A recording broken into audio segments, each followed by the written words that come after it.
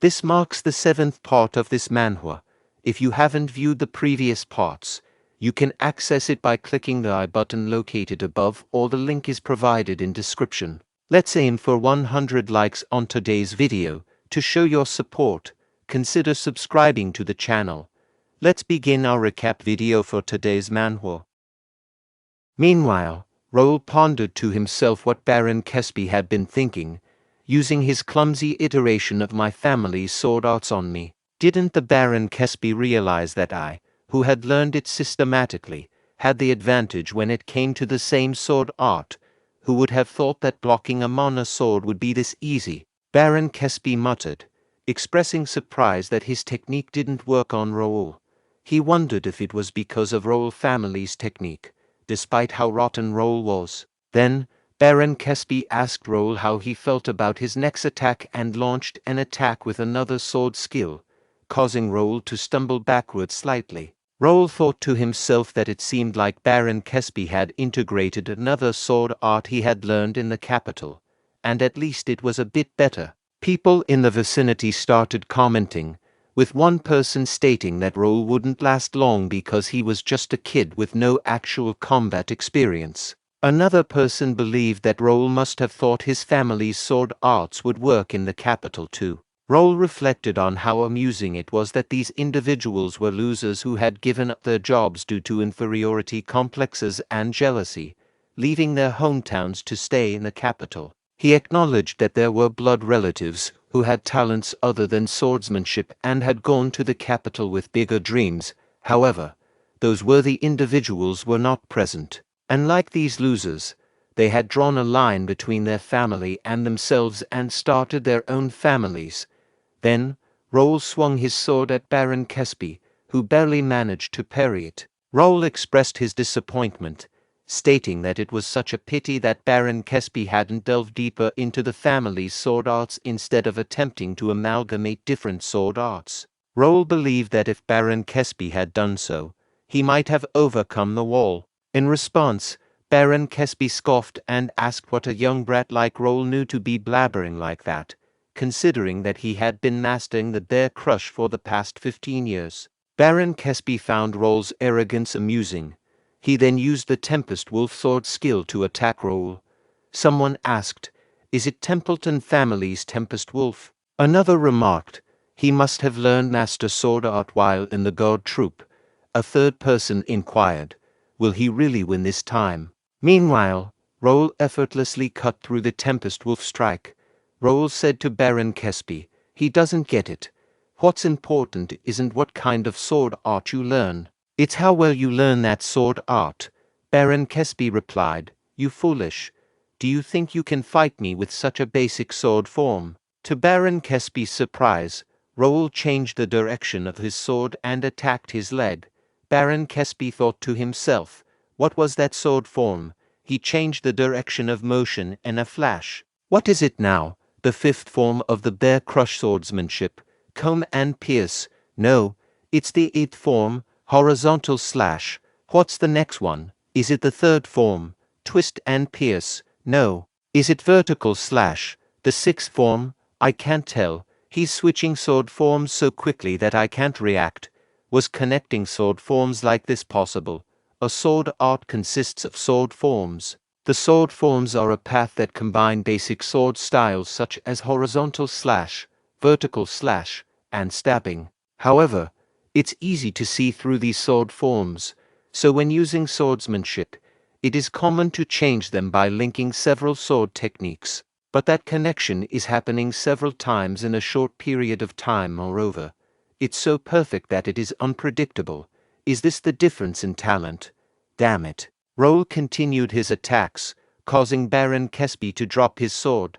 Raul said, "See, Baron, just the standard combination of sword forms is enough, isn't it? After this, do you still think that the family's sword arts are lacking?" Baron Kesby replied, "You monster bastard."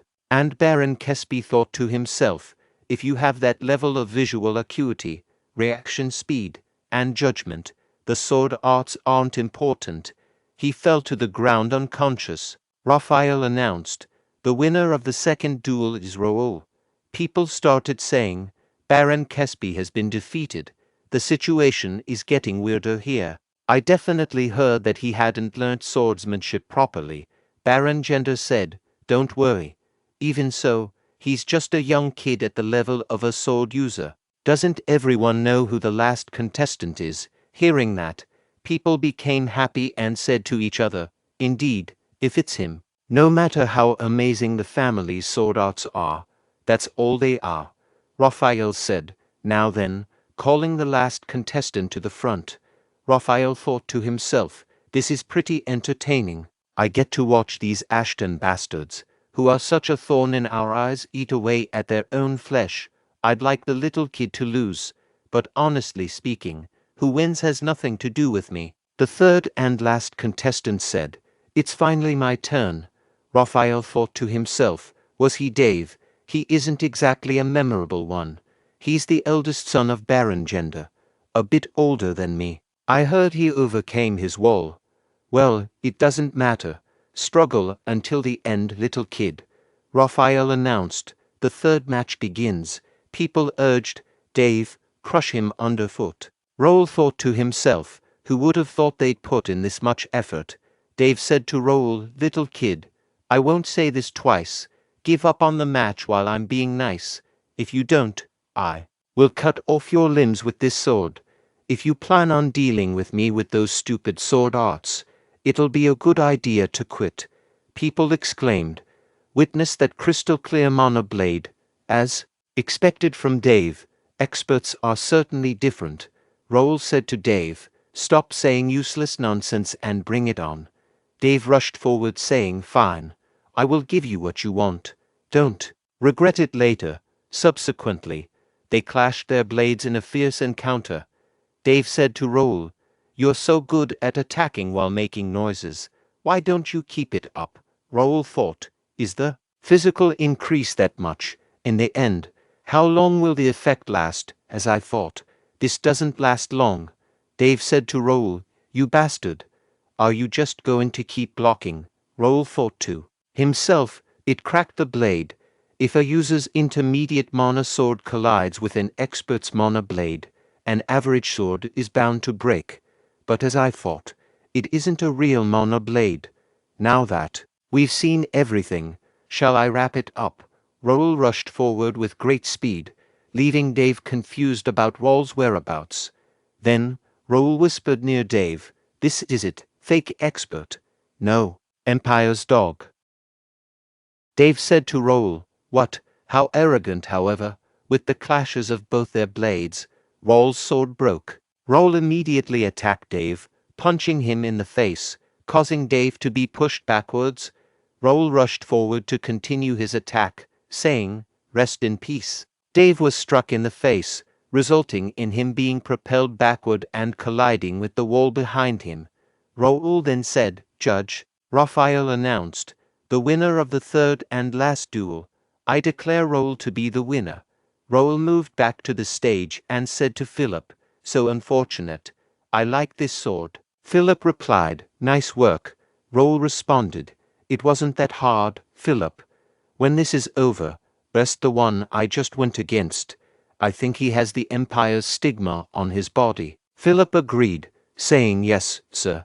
His movements also seemed unusual from my perspective. Pierce said to Raul, sir, I brought an extra sword, handing it to him. Raul turned to the people gathered and asked, now, what should I do? Baron Gendar thought to himself, how did Dave bend the rules? But he's still a sword expert. Why is my son lying down there instead of that kid? Baron Gendar exclaimed, no, he's a fraud. He must have done something. This duel is cancelled. It doesn't count. Baron Gendar thought to himself, it's useless. Everything's falling apart. He then realized, yes, papers. I have to hold on to those papers. That's the only way I can stand next to Jaden or the Randall family. Baron Gendar commanded, take the papers from him. What are you guys doing? Go. Baron Gendar's followers pulled out their weapons and said to each other, right, there's no going back. Raul thought to himself, as expected. He said to his knights, let's play along with them for now. Jake said, I was waiting for this. One of the servants shouted, "No one goes near him." Raul thought to himself, "This is unexpected. The servants here are supporting us." The servant said, "No one can get past us." The fight between both groups started. The servants' group and Baron Gender's followers' group. The servants were saying, "Don't back down. Don't let them pass. You piece of shit, no one's getting to him." Meanwhile, Raul thought to himself, he has to figure out what's going on. He sees. It seems like he stumbled into an unexpected treasure. Baron Gendar said to the servants, "You inferior vermin. How dare you stab us in the back? Is this how you return our favor? How ungrateful." The servants said, "Favor? You are the one who took away the donations meant for us. We hated the county only because we didn't know you were the one stealing it. If it weren't for Sir Raul, we would have been enslaved by you forever." Raul explained, "These are the people who were recommended by Ashton County to enter the Royal Academy. They did well in the coming of age tournament and got a scholarship from the county to go to the academy. Since the academy's dorms are closed during the break, they had to stay in the mansion. Their living expenses were supposed to be subsidized during the break, but Baron Gendar took them all. He even used them as servants to save on servant employment costs."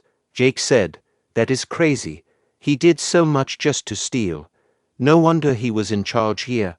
Raul said, "In the end, we gave power to the wrong person.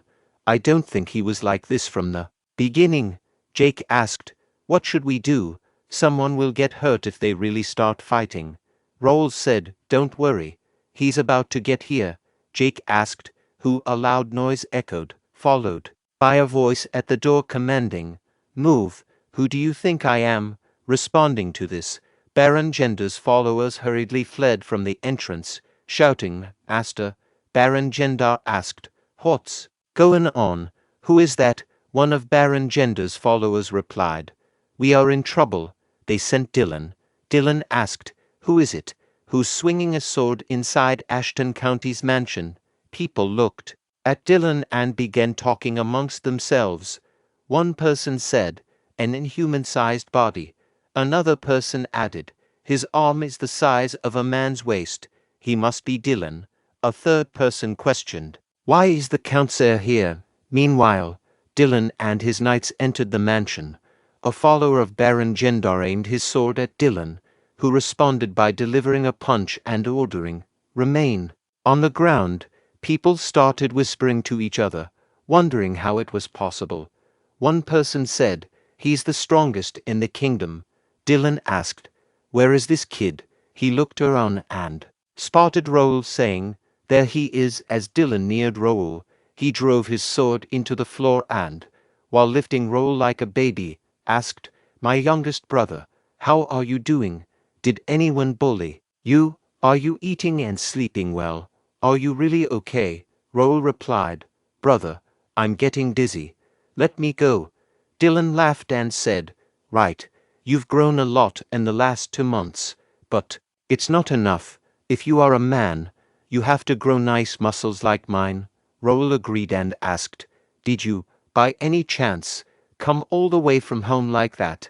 Dylan responded, "Of course I did. Clothes feel uncomfortable nowadays. It feels nice showing my muscular body to everyone in the capital." Raul thought to himself, "Oh God, the Count's heir is walking on the capital without a shirt on." Dylan declared, "Whatever it is, a man has to stay healthy. Got it. If you had a wonderful body like me, those clowns over there wouldn't even have tried to pull out their swords against you. Now, shall we end this? How dare you shitters pull out a sword in the Ashton mansion?" Raul thought, this should be over now.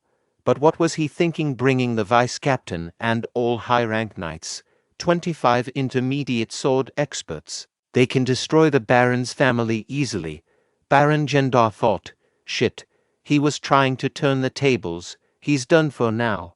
Randall's fourth son, Raphael, is busy hiding. The Brennan Republic knights that he had as his secret weapon have turned away. How useless. Dylan observed, "Let's see who's here. Look who it is, Randall. Come greet your brother." Raphael greeted, Long time no see, brother Dylan. In response, Dylan remarked, long time no see indeed. You still look the same. Which son were you? Raphael replied, fourth. Dylan asked Raphael, do you still bully kids with the third and the sixth? Raphael denied, no, that was a long time ago. Dylan inquired, are you getting mad at me? Raphael clarified, of course not. Dylan stated, it seems like you've had your fun today. You won't be able to talk with me again if you stay like that. From now on, it's a family problem. I want you to stay out of it. What do you say? Or do you want to stay and talk with me? Raphael responded, I have things to do at home. Do as you want. Dylan told Raphael, okay, go ahead. Oh, and tell the first son to come see me if he ever wants to duel. Dylan turned to the gathered people and declared, let's finish this now. All of you leave. This is a family matter. But whoever pulled out their weapon has to stay. We have to talk. He asked Baron Gendar, what's good? Where's the paper you wanted signed? Same night. Raul said, thanks for coming, brother. But don't you think this is too much? Dylan questioned.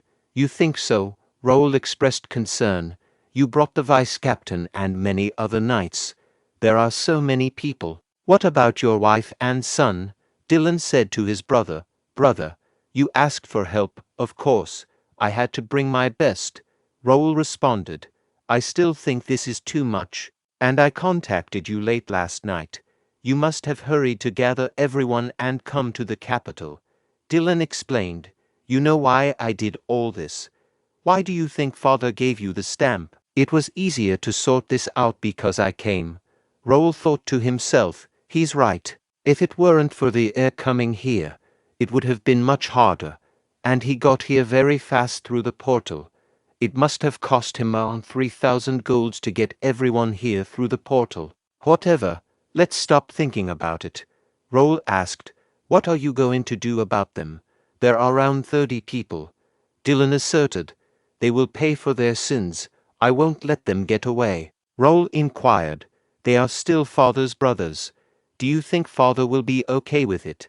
Dylan replied, he didn't say anything, so this is our chance to get rid of them. And we forgave them for so long, our funds grew scarce because of them.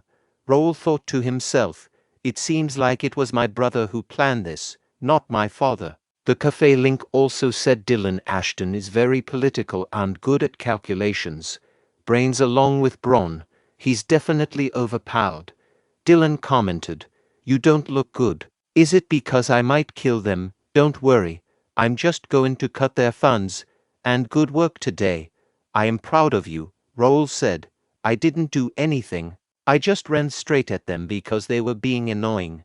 Dylan teased, what a cutie. What do you mean you did nothing? You came up with the report and you beat them in the duel. Raul retorted, do this to Livy instead. I'm a full-grown adult now. Dylan chuckled, I want to. But your sister-in-law doesn't let me touch Livy. I'm her father. So why? Raul thought to himself, I don't think you'll land these big hands on her any time soon. Raul said to Dylan, I have something to tell you, brother. This is the paper record of me and Baron Gendar, proof of lineage. What should I do with it? Dylan responded, the houses of all 27 people who asked for your stamp are now in your possession. They are yours now. You can do as you want. Do you need my help? Raul exclaimed, they are all mine now. He thought to himself, that's at least 100,000 gold. I thought the family would take care of it since it was a family dispute. Dylan assured him, brother, this is the reward you earn by fairly dueling against them. They are rightfully yours. You don't have to worry about me or the family. I always tell you, a man has to be confident. You are a son of Ashton. You have to be even more confident. You deserve it. Raul understood and said, I'll try to be a confident man. Can I ask you a favor? Dylan inquired. What favor? Raul requested. Can you take care of this for me? You can leave Baron Gender's house because I want to use it. He thought to himself, this paper's value is different depending on who's holding it. It's going to be a lot of work to sell them all. Dylan agreed. Got it. I will take care of them, and you won't lose a single bit of it. I'll teach you something as a reward too. See me at the field in the morning." Raul asked, "A reward?" Dylan confirmed, "Yes, I'll teach you how to build the perfect muscles. Are you excited? Are you thrilled to learn?" Raul replied, "Yes, most definitely." Dylan exclaimed, "Of course you are. Father and Lawrence are also curious too. But I'll only teach you." Raul thought to himself, "Does he have a secret way to build muscles? I am curious too. I spent a hellish month with my brother and swore to never train with him again." Finally, the day of the academy admission came. Bernard said to Raul, "Be safe, young master. I wish for great results on your placement exam." Raul reassured him, "I'll go easy on it. There's no need to go too hard on a children's test. I'll be back." Dylan asked, "Are you really going to go easy?" Raul exclaimed, "Yeah. Is there a need to try hard?" Dylan replied, "Right. I'll go back when your admission is over. Don't worry about me, and do you?" Raul thought to himself, "I thought he would tell me to try my best. I can go easy on the exam and just graduate from the academy. The academy is just an excuse to get away from home. It's not my true purpose. Trying to fit in with the kids will only tire me out. Let's just go easy." As they arrived at the academy, Raul observed the crowd of people gathered for the exam and said, "It's pretty busy out here. I didn't expect admission day to be this busy." Dylan responded, "This year is special. People who delayed their admission are all here now." Raul thought, did something happen?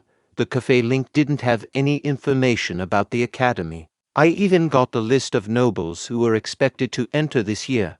There must be something happening. I'm not expecting too much from academy life, so it shouldn't matter. Then, the person announcing the names of those who got admission began. The announcer proclaimed, "Congratulations to Gerald D. Rubin on his admission. Templeton family's pride. Congratulations to young Master Dalton on his admission. Congratulations to Caleb D. Randall on his admission. Congratulations to Raul D. Ashton on his admission."